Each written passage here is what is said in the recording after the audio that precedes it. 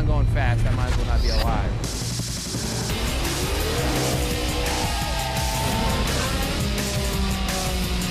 A lot of the drivers have a background in illegal street racing. It's all just part of youth culture.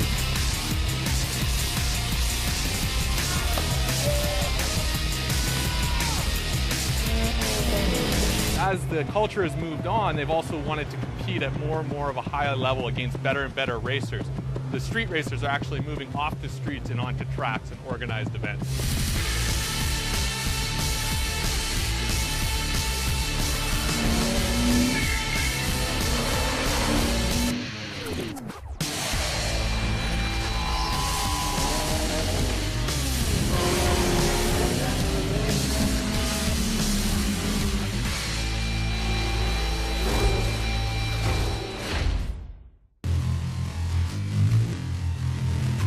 Need for Speed ProStreet is the latest version in the long line of Need for Speed games.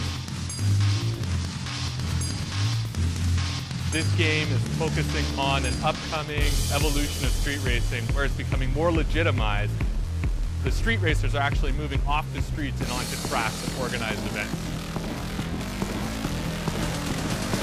Historically, Need for Speed has been influenced heavily by illegal street racing. And that's where the history of the game comes from. That's where the racing comes from. That's where the culture comes from inside this game. 99% of the guys that are racing in this culture came from the street. They had some fast street car, and they wanted to go faster, and they wanted to do all this stuff, but then they realized that, hey, this is dangerous if I take it out in the street. This whole industry was born from street racing and from that illicit, illegal activity of running out at night on the streets, and it built a complete industry out of it.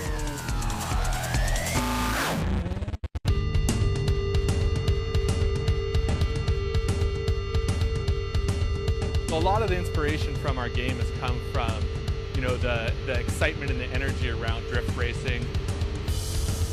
The fact that muscle cars have come back in a way we hadn't expected in the last couple of years.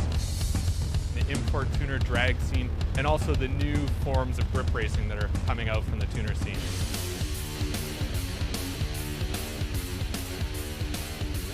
Import drag racing is a rebirth of the original 50s and 60s hot rod era, but with a modern twist.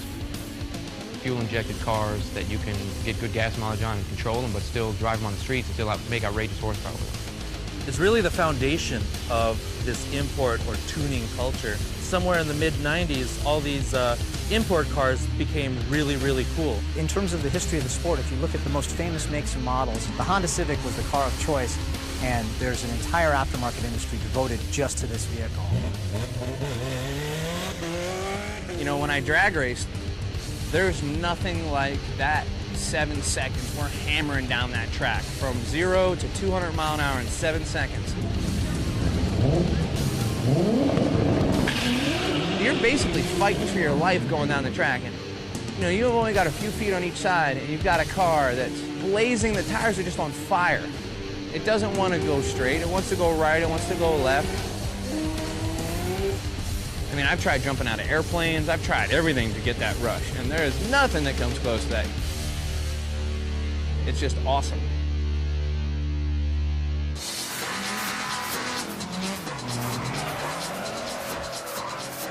Definition of drifting, it's best said that the car looks like it's out of control, but it's on the edge of control at all times.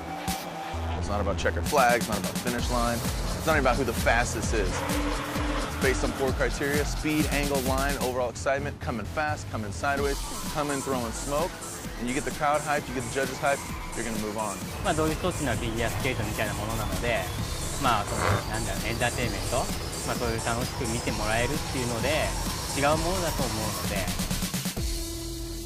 The runs are very short, probably you run about 30 seconds. You're holding on, your foot to the floor, there's tyre smoke, the smell. It's just the adrenaline buzz of that, really. It makes it so exciting. When you start the suiso, or tandem bouts, 2 cars drifting together side by side, and that's when it's really, really exciting. One car will lead first, and the second car's job is basically to follow as tight to that car and follow that car's line and demonstrate dominance and try to intimidate them into making a mistake. You got crashes, you have engines screaming, the smell of tire smoke, and it's just non-stop. Pretty much if you're breathing, you can't keep your eyes off it.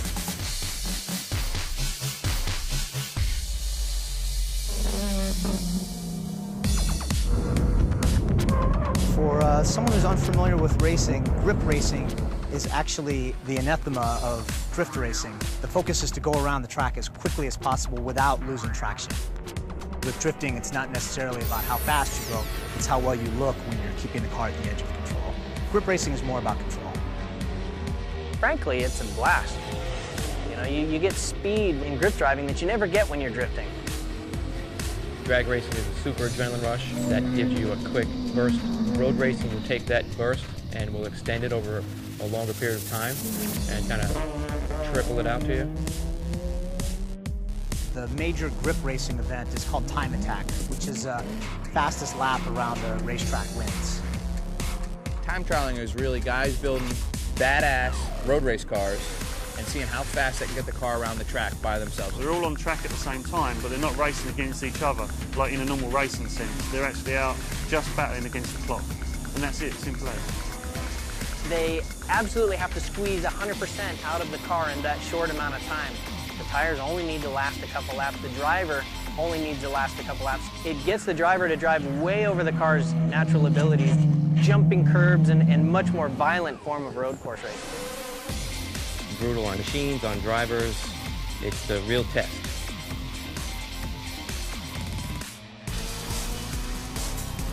If you were to take grip and drift and drag racing, they are part of a larger movement in terms of this whole sport compact tuner culture that we have. You know, they see these gutted roll cage 886 Corollas with wide wheels and stretched tires. They see all these crazy looking S13s and S14s. You know, they're thinking, hey man, I drive that same kind of car. I can make my car look like that. I think that's definitely one of the appealing factors for this culture. There's a lot of excitement around these kids coming out and taking over these environments. And they're not making your traditional race weekend, your traditional motorsport event. It's becoming a festival about cars, about youth culture, about what's cool and what they're interested in. There's not a second of it that isn't fun because there's so many cool people that come out and do these events. It's great to be a part of the whole thing. Cars, women, this is great. Woohoo!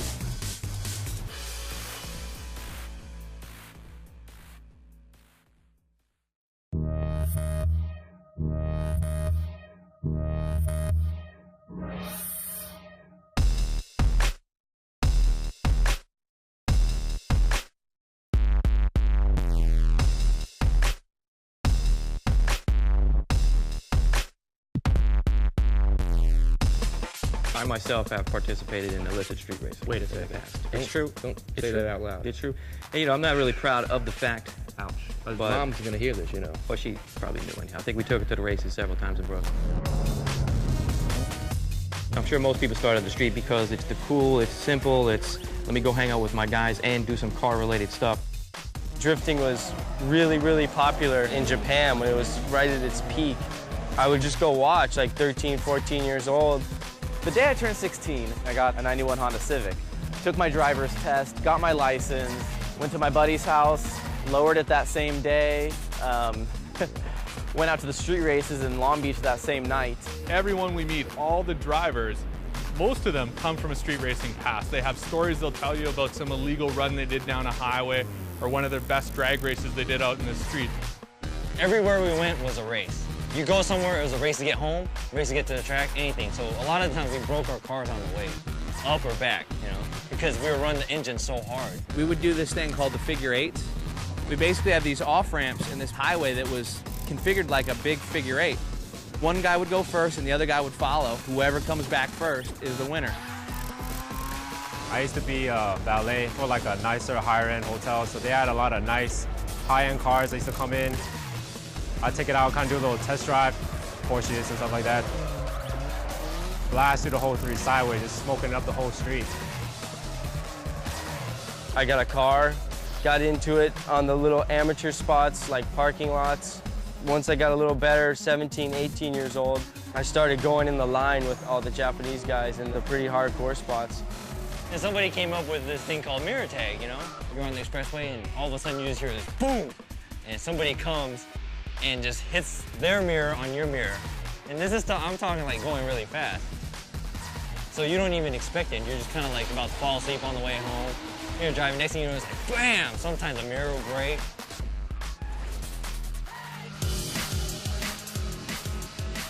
Made mistakes back in the days where I get carried away with racing and I end up getting busted for it. It's not that the guys who do it are wanting to break the law. They just don't have enough places to race at, and they have nowhere to go. When I was 17 years old, at that time, there was nowhere to race my car. You know, there was no tracks around. We'd go to the canyons sometimes and go, you know, speed through the canyons. We'd go to street races and go drag racing. At the time, racetracks wouldn't let us do it on their tracks. They're like, no way. Wouldn't even give us a parking lot. So just like skateboarding, if there's not a skate park, we're gonna go, you know, do a 50-50 grind on your memorial. And it's just, you know, something that happens because of passion and love. We're men and we need to go do things, period. I have to admit, sometimes I am tempted to drift on the streets, even today as a pro. When you're driving down the freeway, you see an on-ramp that says 30 miles an hour or 25 miles an hour. I mean, you're thinking, 30 miles an hour, I can take that at 60 if I was sideways. I'm not hurting nobody. I'm not robbing anybody. I mean, yeah, I'm breaking traffic laws, but to me, I don't feel that I'm doing bad to anyone. So yeah, you know, I got caught, whatever, but I've gotten away more times than I've gotten caught, so I'm still ahead of the game, you know? I think street racing is a bit of a joke, really. It's just a bunch of kids going mental, which is kind of cool, but everyone grows out of it eventually. People who think they're street racers are just really sort of clowns most of the time. It is just dangerous. You know, I hit another car before coming the other way. We were okay, he was okay too, but you know, there's a lot of accidents that happen. I watched the car in front of me go about halfway down, lose control, and just demolish the car. So after seeing something like that, I was like, you know, that could have been me in that car. The way how things going right now, basically the cops will pull any Honda right now, even if it looks stock. That's how hot the streets are right now with Hondas or any imports right now. If you get hooked, if you think you like this is something that I would like to do, then the street is nowhere for you. You can't really go on fast on the street. You can't drive fast on the street. You risk having your car taken away. You risk killing people. You know, it really doesn't make any sense.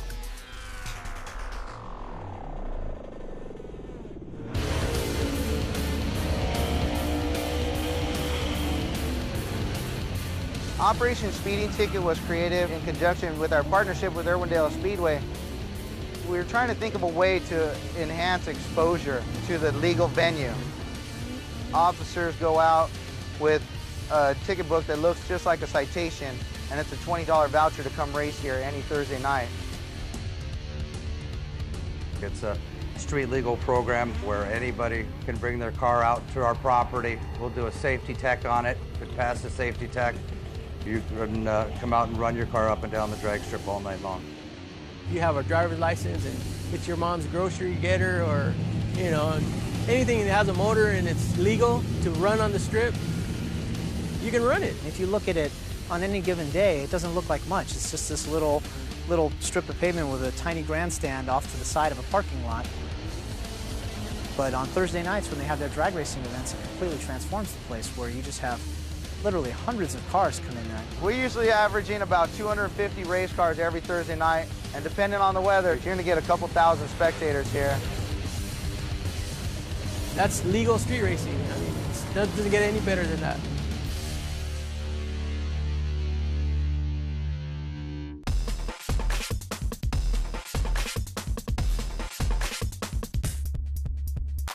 The transition going from a street racing to a pro for us was pretty natural, just because you get kind of worn out with going to the street races, and you know, where's it end? I went through through court and community service and fines and all, and I got realizing, you know, it's actually a lot safer here at the tracks than it is on the street. You're totally limited with your capabilities at the street races. There's no clocks, there's no timers. You don't really know if you're progressing. You know that you beat that guy or you lost, but you don't really know how fast your car is, if you're getting any better. We know that We're not going to put an end to street racing completely. We're not going to abolish it. The one thing that I can say personally that I know firsthand is I used to street race. I used to be out there and doing the same thing they were. But I've also seen accidents. I've seen people killed while street racing. I like doing a lot of different automotive shows and different events where I can actually spend a lot of time talking with the kids coming up. They've got to hear from somebody like me who's been there and done that, hey, that's not the way to do it. Somebody's gonna get hurt. It's just a matter of time. It's not an if, it's a when. When you're actually out on the track, you're actually drag racing for time, when you're grip racing for time, like drift competition. You can actually see and push yourself a lot further and see a lot more results. If you like this, you need to go onto a racetrack. You need to get professional. You need to step it up a bit. And that's where you'll truly experience fun and what you were looking for. And you guys should come out to the racetrack and do this for real, is what it really boils down to.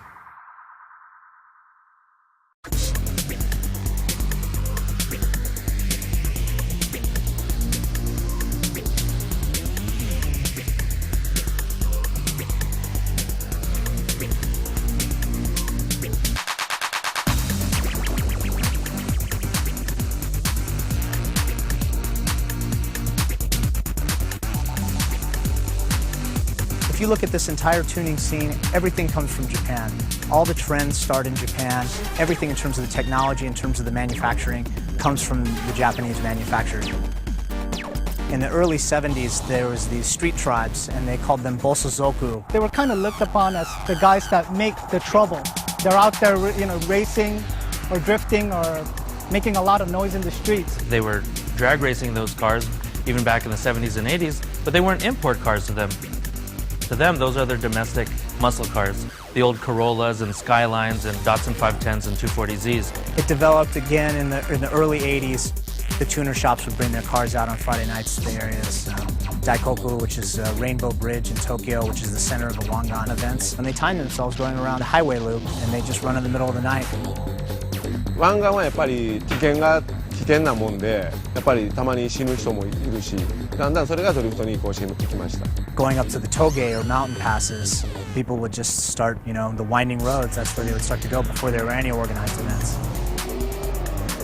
You'll see in Japan, there's some big teams that will have like 10 cars running in a row. Try to get as close as possible, It's more organized street drifting. It's not just, drifting through the middle of a city. There's places, there's rules, there's etiquette. There's signals. You use all your lights and hazards and blinkers. And the futo is the industrial areas, the ocean, the docks, just like one big turn or two big turns connected, but it's really, really wide. They'll probably use like 4 lanes, they'll manji it all the way down. Basically, doing a drift down a straightaway, acting like there's corners there.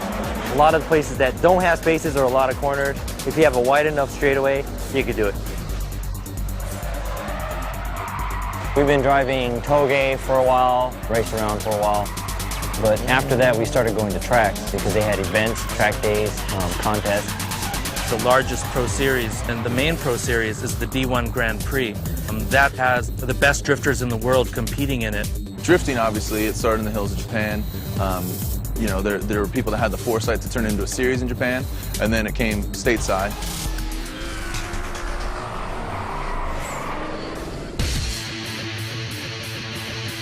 Import drag racing sort of started as a spawn of traditional drag racing. Kids saw other people drag racing, IROC's American cars. Well, they wanted to do that, but all they had was their hand-me-down Honda Accords and Civics. They were looking for a place to race, and a lot of the drag strips in Southern California at the time were very pro V8. We went to racetracks to try and do it legitimately, and we were told not to come back. Back then, there was no tag to what we were. The V8 guys used to call us rice rockets. We used to have people throw beer at us. The domestic guys throwing beer Like they didn't at want us us when we on were the testing track. our cars. Jap Scrap throwing beer at us and stuff. And so a lot of the young people took to street racing, illegal street racing. This is Maria Street, bordering Compton and Long Beach. On any given night on a Saturday or Sunday, and this is pretty much the hangout. Right here, as you see, this is the starting line with all the burnouts. It was like a cat and mouse game. When it's a bust here, everyone knows to go to the next one. And after that, it just goes the whole night. And sometimes you could race out till the sun comes out. At the time, that's what you did. You went and drag raced. It wasn't necessarily just about the racing. It was about that culture, the scene, the hanging out with friends. You know, it's Friday night, it's Saturday night, or whatever it was. Let's go meet up, let's go to the street races.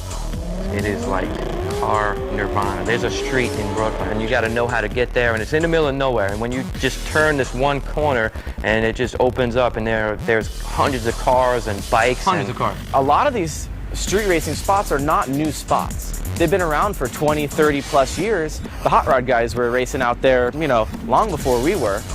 We just started kind of taking over, I guess. We had it organized, but everybody started coming in here. There was this casualty that happened here, and there needed to be a system where it could be done at a professional racetrack. And it was those kind of things that made the import scene decide to make a change. And again, that's kind of where Frank Choi came up with the idea to do the first Battle of the Imports.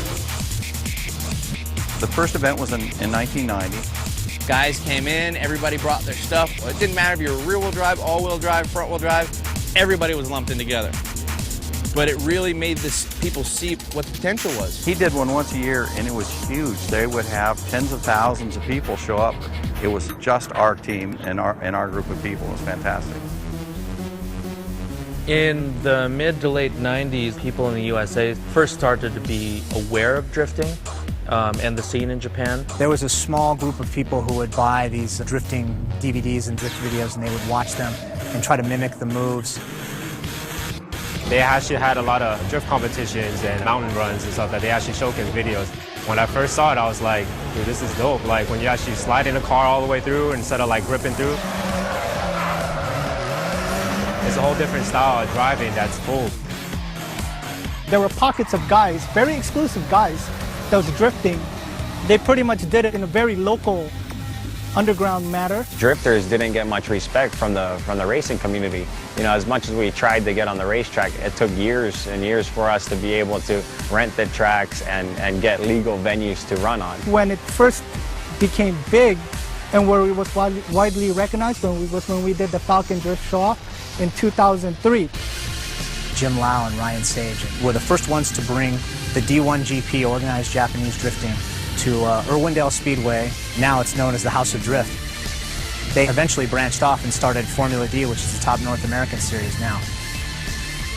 The philosophy of Formula Drift is pretty simple. You know, we want people to come out and see something that they haven't really seen before. A sport that's coming up out of basically nowhere and growing into something that's really exciting for fans and also for competitors.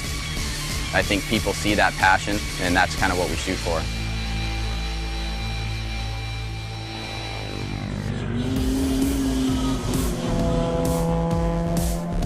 The scene in Europe right now is kind of like what the scene was like in Southern California in 2000. It's very young, very new and exciting to them, and I think it's awesome. Drifting started first because a few years ago that phenomenon kind of just boomed out of nowhere. We've got a lot of these Japanese cars now that have been imported directly from Japan. Our regulations are different from, say, for instance, North America, where it's very difficult to have those cars. So it was very easy for us to start a series here, very similar to what was going on in Japan. Northern Europe, Scandinavia, they already have their own series now called Nordic Drifting Series. They also have a King of Europe, a whole European series. So there's several different series popping out right now. They're trying to come together, and there's a lot of talent drivers.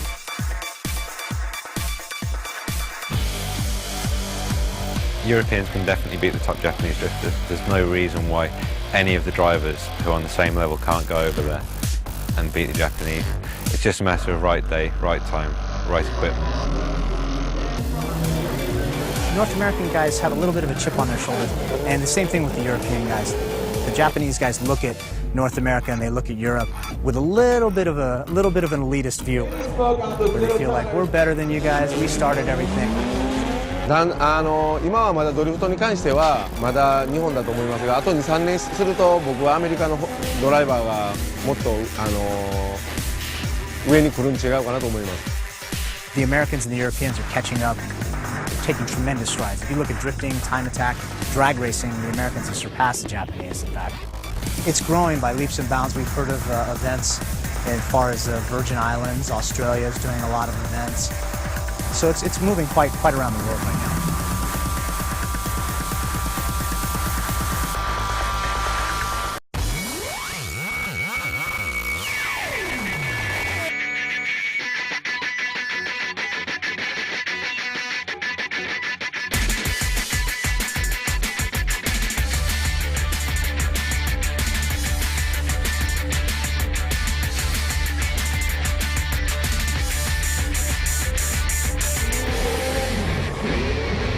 all these changes we're seeing into the different forms of racing are part of a movement inside of the racing culture in general. These guys don't want to risk it all out on the streets anymore. They want a new place to compete against the very best cars and the very best drivers where they can push themselves and their equipment to the ultimate level of competition. Drifting and import drag, it came from the streets. It's something that was never necessarily meant to be a big organized event like what we have now, but you know, the kids took it and ran with it. One of the first things you'll notice when you go to one of these events is that the crowd themselves are very different. It's not the same motorsport crowd. This is very much the street racer scene. It's not just about the cars and the racing. There's a lot more going on as well. 1万人は超えるぐらいのギャラリーが入っているような大会です。で、どんどん増えている状態なので、ね、迫力があって走るのを見て喜んでもらうのもよしで。From a spectator point of view, you know, full throttle runs, stuff like that will make the crowd go bananas. You can have a grassroots guy go up against factory-backed team, David versus Goliath. That's what really makes the fans stand up and yell. My nickname became the Crazy Swede, and I think it came out of always trying to give the fans a little extra. When we pop in there and introduce ourselves, I pop a 360 in 60-70 miles per hour, grabbing the steering with one hand and let the doors open. They love it.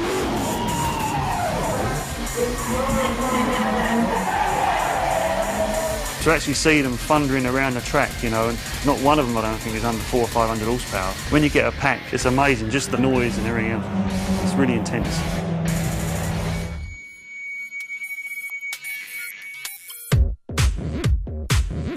A perfect example of something that really works is when they bring together the drag racing, the drifting, and like these car shows together in one venue. We're seeing a trend of these mega events that incorporate a lot of different elements.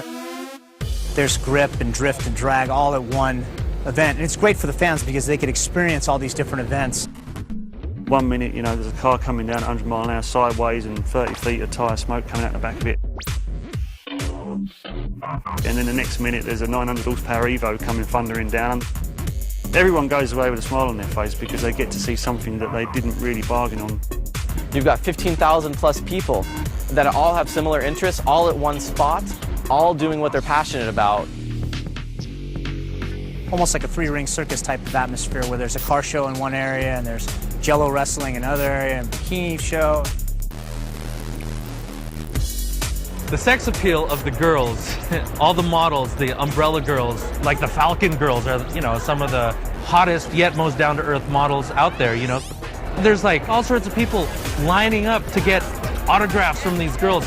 It's definitely a part of the culture. It's definitely part of the appeal of the event.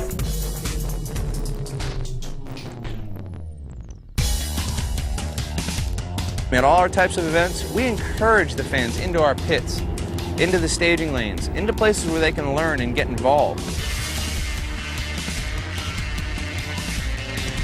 I think that really allows them to feel like they're part of it a lot more so. The crowds are great, they come round, support us, they're dying to get into the pits all the time and ask you questions. It's what it's all about, and it's crowd pleasing that's going to let this continue. Drifting, import drag racing, and grip racing are all part of a larger culture and lifestyle. It's really youth automotive culture. The fan base are linked to the new generation of MTV and hip-hop and, you know, indie rock culture. The show is all about their lifestyle come to life, so to speak. So it's the cars they drive actually out on a track, drifting and driving in time attack and drag racing. We have our own voice, our own language that we speak when we're within the confines of our peers and hanging out and having fun. You could break our culture down into action sports, art, music, fashion, and cars. Done.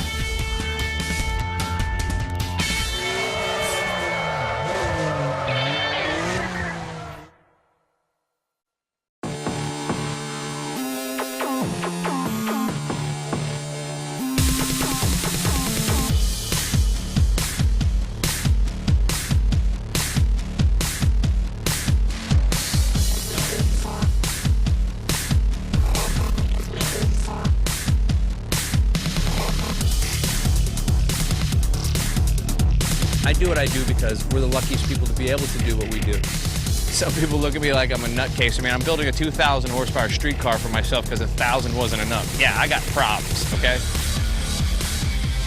Yeah, I guess I am a thrill seeker. Before drifting, all I did was skate, surf, ride bikes, probably the adrenaline rush, you know? I love it. A lot of these guys are grandstanders, you know, they really want to show off.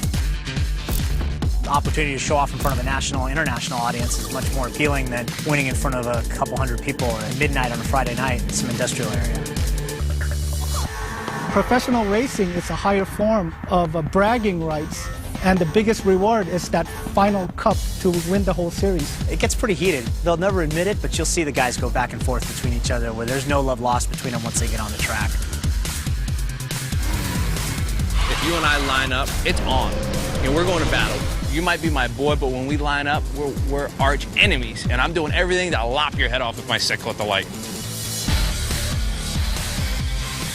車乗ってない時はみんなと仲良くしたいし、乗った瞬間ね、みんなぶっ殺してやろうかと思ってる。絶対負けるわけいかないから。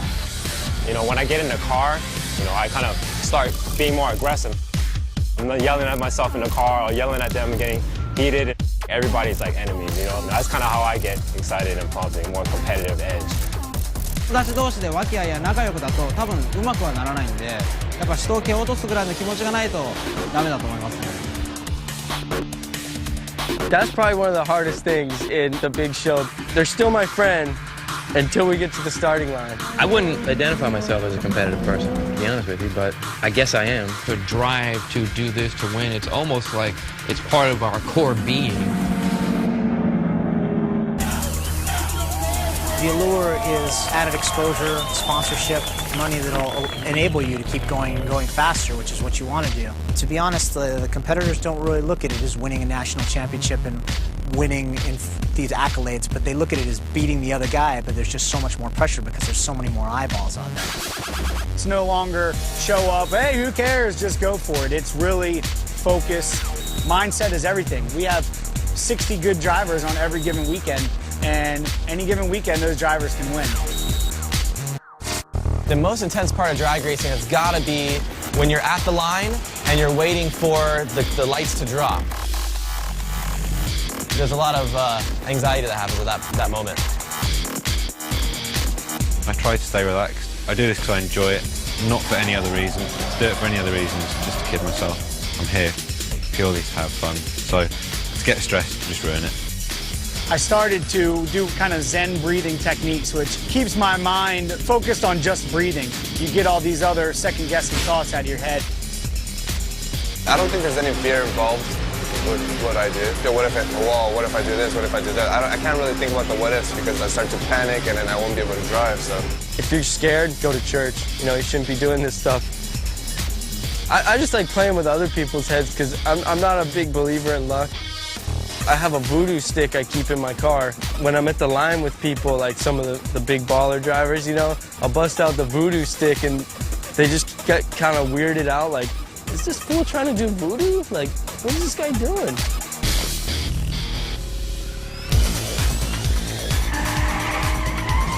This is our lifestyle. This is what it's all about. This is why we spend hours and evenings and weekends and through the night trying to make these cars, is to come and do this kind of thing. And for me, that still burns really deeply inside that this is what we want to do. It's not just coming to the track and just driving at the event and going back home and that's it. Like, it's a lifestyle. Like, you go home, you're thinking about what you want to do next to your car, and you're improving your own driving, practice and do demos and just kind of keep building skill level up. It's something that I'm passionate about and I love, and I'll do whether I'm getting paid or not. We're starting to see a lot of drivers switch disciplines. We have an import drag racing icon that's switched to drifting, a rally champion that's switched to drifting. You have drifting champions that have switched to time attack. They're going back and forth, and I think what a lot of people are trying to do now is to really hone their car control skills and you know, become a good all-around driver. It's a little tricky to go back and forth between time attack and drifting.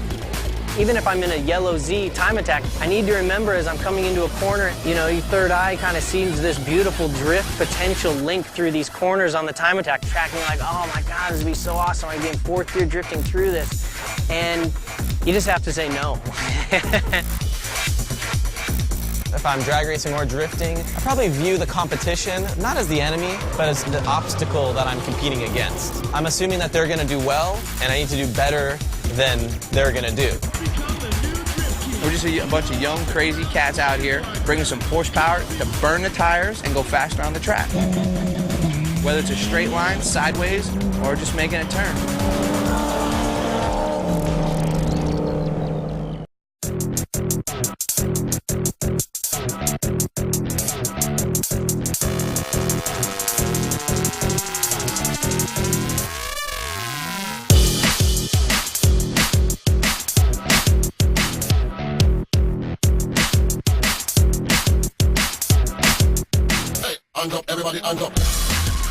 The cars that exist in our element right now are very much an extension of the people who own them.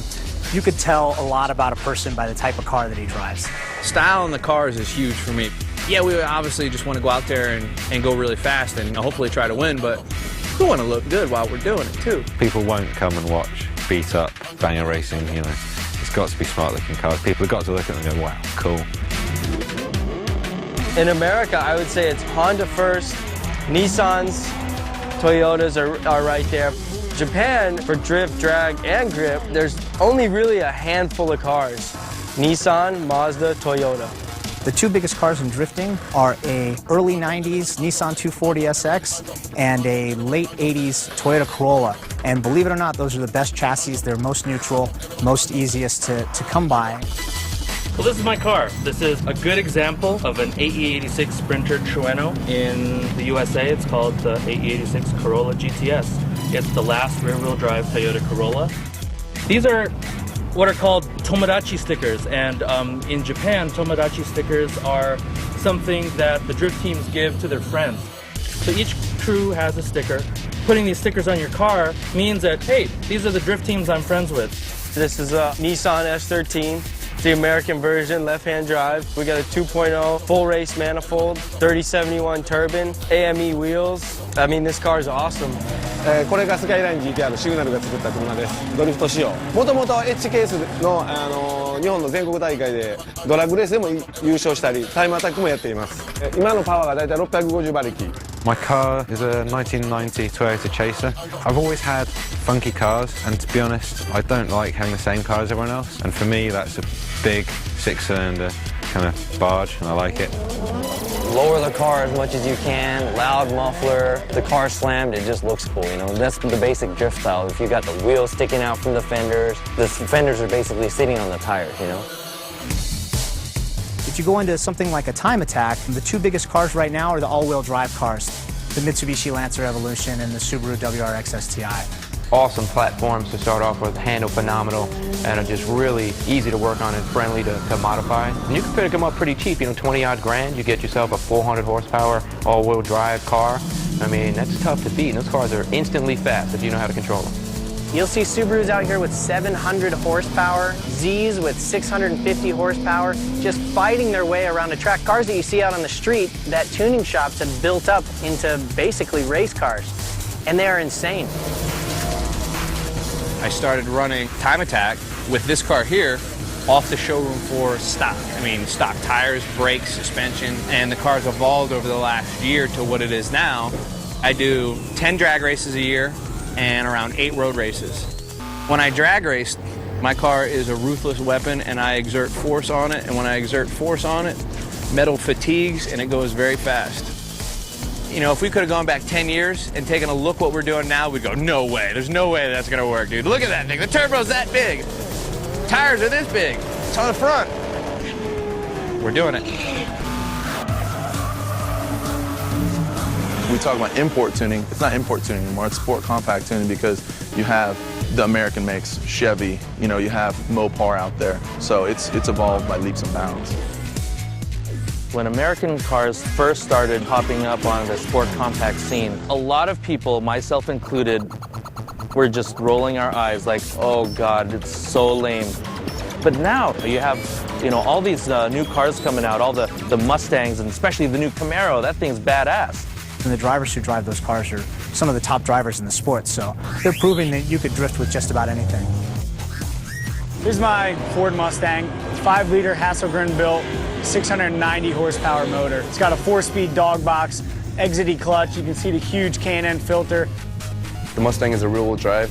It's got a lot of torque, a lot of power. Of course, it's an American icon, so.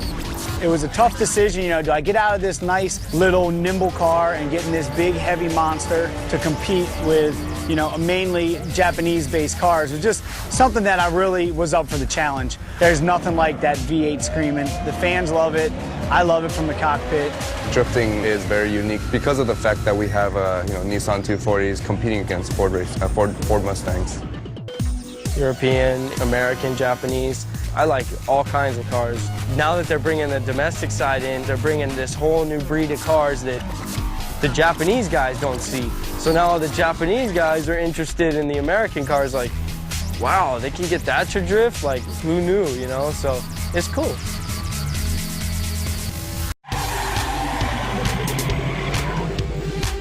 I think a young person who wants to start out and get into the scene, you got to start with a cheap car, an inexpensive car that has inexpensive parts, something that's easy to fix. Start off with the lower horsepower cars, such as a Corolla. You learn the most basic fundamentals of drifting in the lower horsepower car anyway, so I think anyone who can master a Corolla can drive any other car out there. Just go out there and have a go, take plenty of tyres and have a play, because it's all about knowing your car, knowing what's going to happen, and you can only learn that through experience. When you go to the racetrack, I mean, you don't have to be intimidated. You go out there with your car, with your street tires, at your pace. It's at your pace. It's not at anyone else's pace. So it's literally as fast as you want to go and as competitive as you want to be, it's up to you. You can even compare it to video games. It's like getting a new video game, knowing that you want to be the first one to get to the end or pass a certain level or whatever it is and compete with your friends, and just totally being in focus of that situation. It takes you into a different world, you know, and you're in more control in that world. I think in terms of where Need for Speed is taking the franchise with ProStreet, they're right on the money with it because they're moving into more of the high-level events as opposed to the illicit, illegal, nighttime drifting, time attack, street racing type of elements. Need for Speed ProStreet allows the player to play some of the most aspirational cars inside of the street racing scene, build them out the way they want, create the car that they want to drive, and then go and race them all around the world. You're seeing the more glamorous cars, the more glamorous driving scenarios, the tracks, cars drifting around tracks at speed. Honestly, I was tripping out at how authentic and realistic it is. I mean, I'm looking at Ebisu circuit. Whoa, man, it's so realistic. Everything down to the K-rails, to the signage, the marks on the pavement, all the cars. I think if you look at the history of the Need for Speed franchise, you could see that it's actually grown with the tuner culture, and it not only mimics, but it is very much a part of it. Now, with looking at the ProStreet game, the types of tuners that are in the game have actually been influenced by the aftermarket culture, and the new people that are coming into this are going to be introduced to these tuners through the game, so it's very much a part of the tuner culture.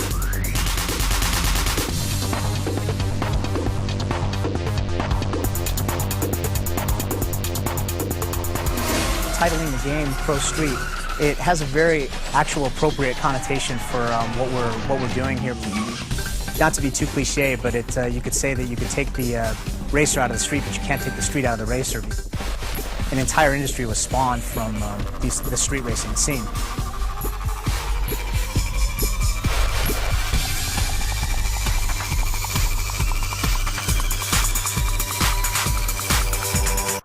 This car would kick butt in Need for Speed. This car right here. Well, not only does it kick butt, but I mean, you'd be happy seeing it do it too. I would be pretty happy. Yeah, if you're any kind of a car fan, or if you've played Need for Speed, you've seen this, you want it, you want to see it, but then you get to see that in reality on a racetrack and dicing it up with other cars that you've seen in video game, Vipers, Porsches, RX-7s. I mean, we're living the dream. This is a video game come to life right here. We're living the dream. Come out and enjoy it with us.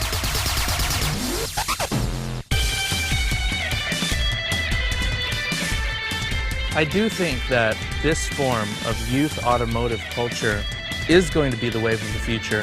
Now, granted, we haven't had 50 years of experience out there to really, brand what we do and establish a following.